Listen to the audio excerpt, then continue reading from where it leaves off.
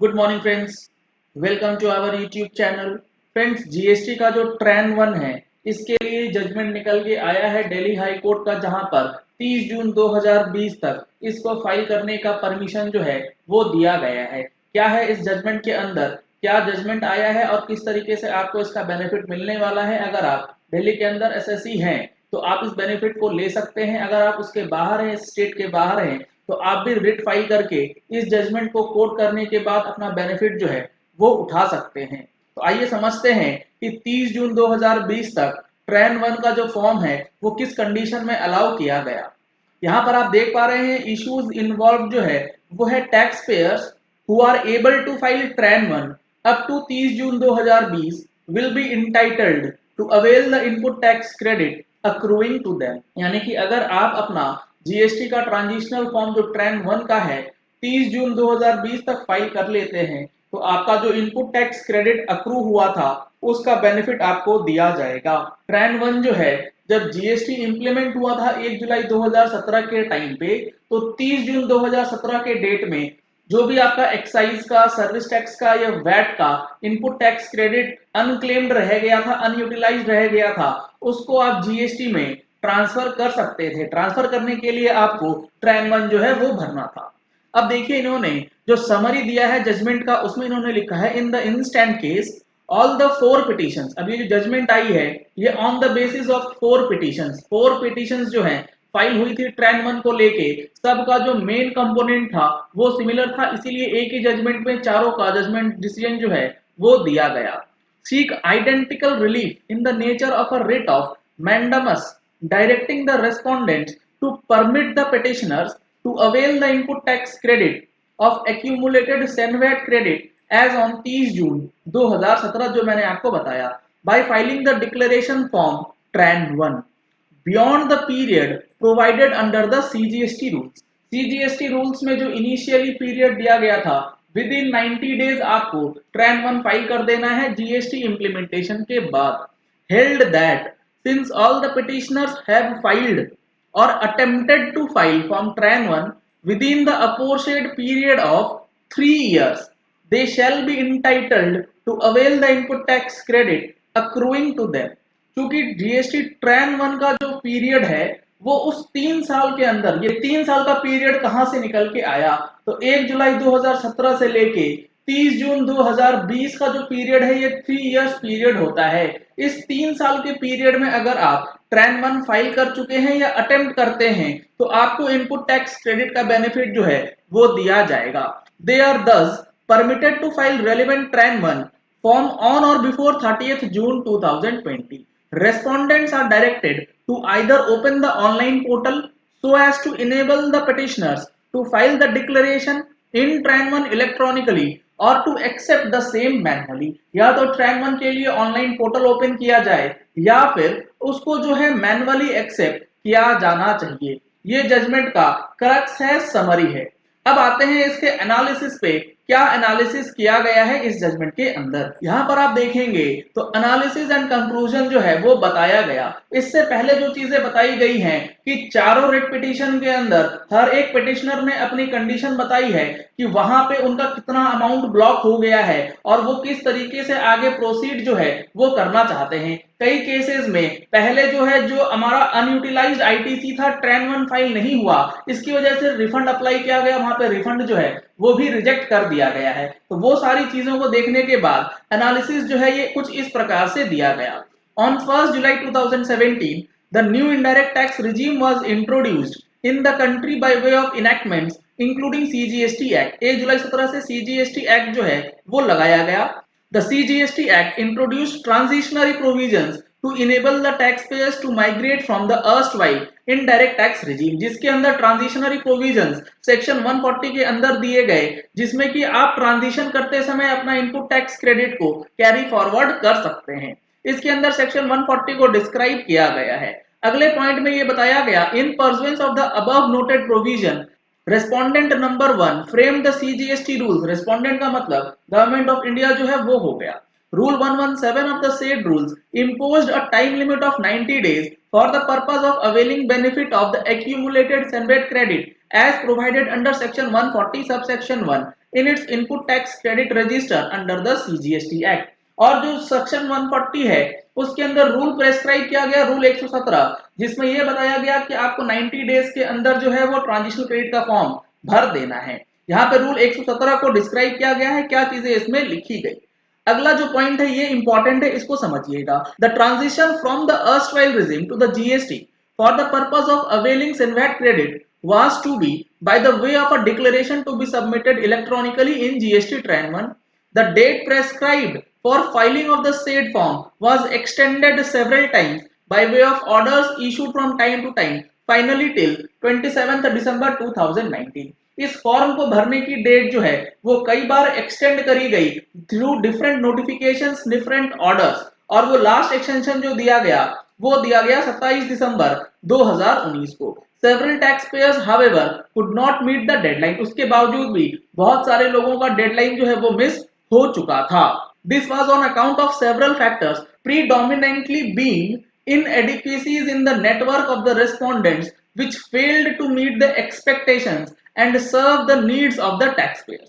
इसके पीछे कई सारे कारण बताए गए, लेकिन जो सबसे अहम कारण बताया गया, सबसे इंपॉर्टेंट कारण बताया गया, वो बताया गया जीएसटी पोर्टल के अंदर जो फेलियर है, जो टेक्निकल ग्लिचेस है उसको। कल मैंने एक जजमेंट आपके साथ डिस्कस करा था जिसमें जीएसटीआर 3B को मैनुअल रेक्टिफिकेशन का परमिशन दिया गया ऑन अकाउंट ऑफ कि जीएसटी पोर्टल जो है वो टेक्निकल ग्लिचेस से भरा हुआ है और उसके अंदर बहुत सारे एरर्स जो हैं वो आते हैं। अब ये दूसरा जजमेंट है जो कि टेक्निकल ग्लिच की वजह से इन फेवर ऑफ असेसी जो है वो निकल के आया। Thousands of taxpayers complained that there was low bandwidth, and despite several attempts being made on the GST network, they were unsuccessful in filing the statutory GST Tran 1 form online। बहुत प्रयास करने के बाद भी ट्रैन 1 का form जो है वो फाइल नहीं हो पा रहा था, ऐसा बहुत सारे एसएससीज के साथ हुआ है। इन सारी चीजों को देखते हुए, इन सारे टेक्निकल ग्लिचेस को देखते हुए आगे यहाँ बताया गया, it would also be worthwhile to note that in this period the government also acknowledged on account of technical difficulties the taxpayers were indeed unable to file the statutory form within the time, and CBIC wide notification issued from time to time extended the date prescribed for the filing of form Tran 1 and rule 117 1A of the CGST rules। Government ने भी इस चीज को ध्यान दिया कि बहुत सारे लोगों का टेक्निकल डिफिकल्टीज की वजह से फाइलिंग जो है नहीं हो पा रही थी, इसीलिए rule 117 capital 1A of the CGST rule जो है वो इंसर्ट किया गया। This period as on date is being extended by various notifications. Vide notification 48/2018 dated 10 September the government inserted sub rule 1A to rule 117 whereby on the recommendation of the council it is now permissible for the commissioner to extend the date for submitting the declaration electronically in Tran 1 by a further period in respect of registered persons who could not submit the said declaration by the said due date on account of technical difficulties on the common portal, and in respect of whom the council has made a recommendation for such extension।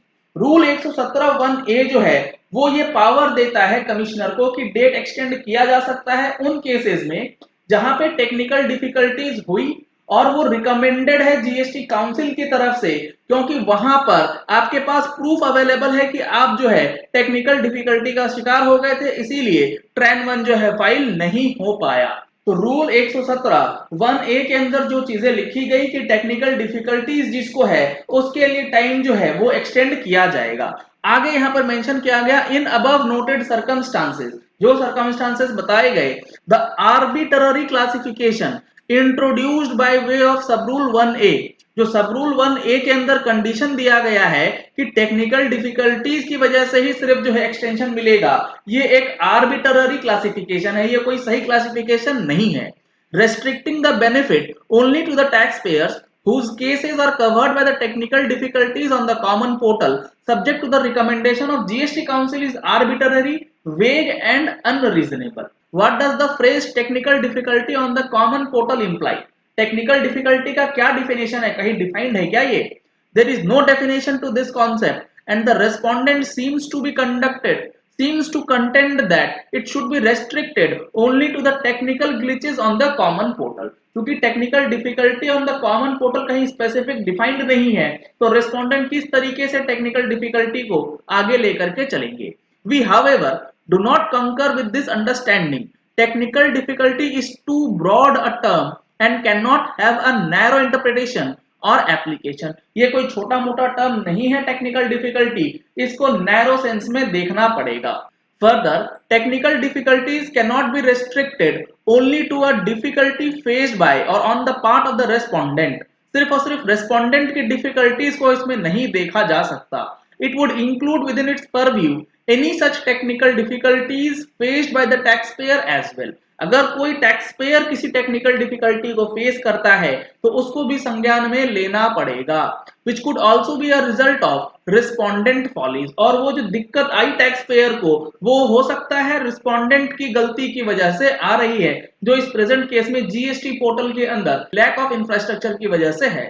After all, a completely new system of accounting, reporting of turnover, claiming of credit of prepaid taxes and payment of taxes was introduced with the implementation of GST regime. जब GST लागू हुआ तो पूरा entire चीज जो है वो change हो चुका था. A basket of center and state taxes were merged into a single tax. यहाँ पर सेंटर और स्टेट को मिला करके एक टैक्स जो है वो बनाया गया.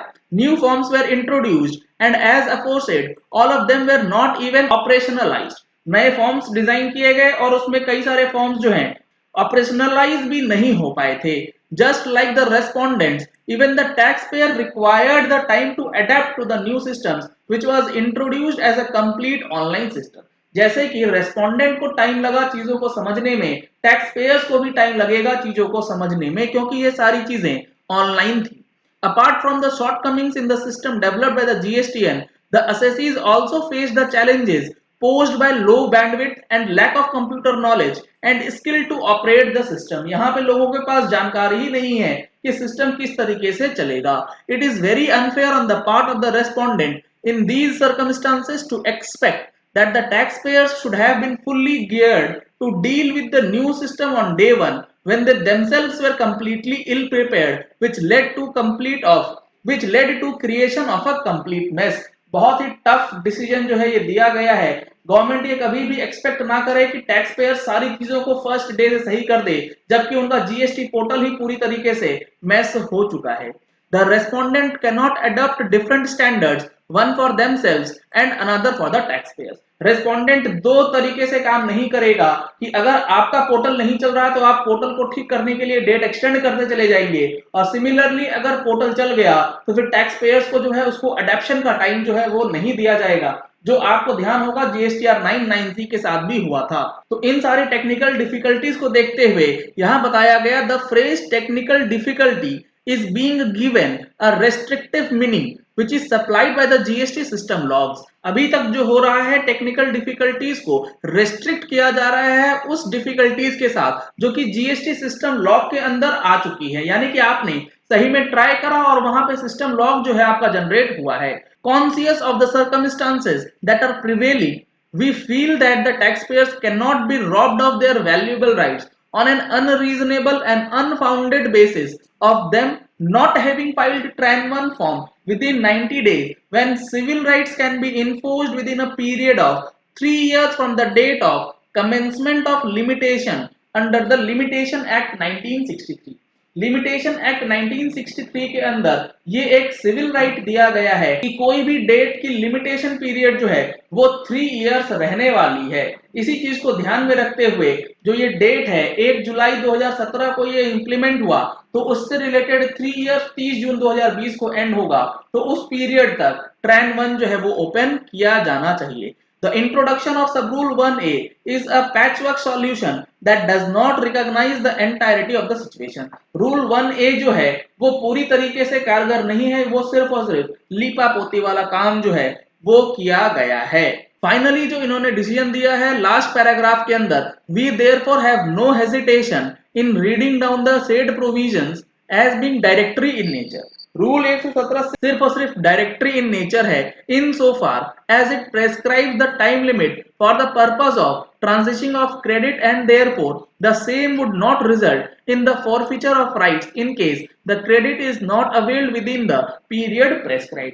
क्योंकि वो सिर्फ और सिर्फ डायरेक्टरी इन नेचर है तो वहां पे आपका जो राइट है इनपुट टैक्स क्रेडिट लेने का उसको ब्लॉक नहीं किया जा सकता। This however does not mean that the availing of Senvat credit can be in perpetuity। इसका मतलब ये भी नहीं है कि आप अनंत काल तक इनपुट टैक्स क्रेडिट जो है वो लेते रहेंगे, कोई टाइम लिमिट इसका नहीं होगा। Transitory provisions as the word indicates have to be given in its due meaning. क्योंकि ये ट्रांजिशनल प्रोविजंस है तो इसका ड्यू मीनिंग आपको समझना पड़ेगा। Transitional from pre GST regime to GST regime has not been smooth and therefore what was reasonable in ideal circumstances is not in the current situation। Transitional जो है वो चूंकि स्मूथ नहीं रहा और आपको परपेचुइटी तक भी ये अलाउ नहीं किया जा सकता है तो यहाँ पे कुछ रीजनेबल और आइडियल सर्कमस्टांसेस को देखते हुए आपको टाइम लिमिट जो है वो दिया जाना चाहिए।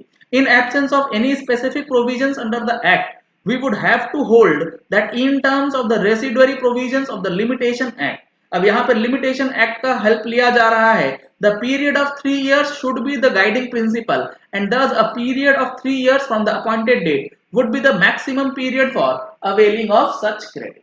यानी कि जीएसटी का जो ट्रांजिशनल क्रेडिट है उसको लेने का maximum time period in absence of any specific law आपको लिमिटेशन एक्ट के द्वारा जो 3 years का लिमिटेशन पीरियड है वहां तक दिया जाएगा। Accordingly since all the petitioners have filed or attempted to file Form Tran 1 within the aforesaid period of 3 years, they shall be entitled to avail the ITC accruing to them। They are thus permitted to file Tran 1 on or before 30 June 2020 and respondents are requested or directed to open the online form or accept the form manually। तो ये आपको अच्छी तरीके से समझना है कि train 1 का जो ऑप्शन दिया गया है 30 जून 2020 तक वो कौन से सिचुएशन में दिया गया है।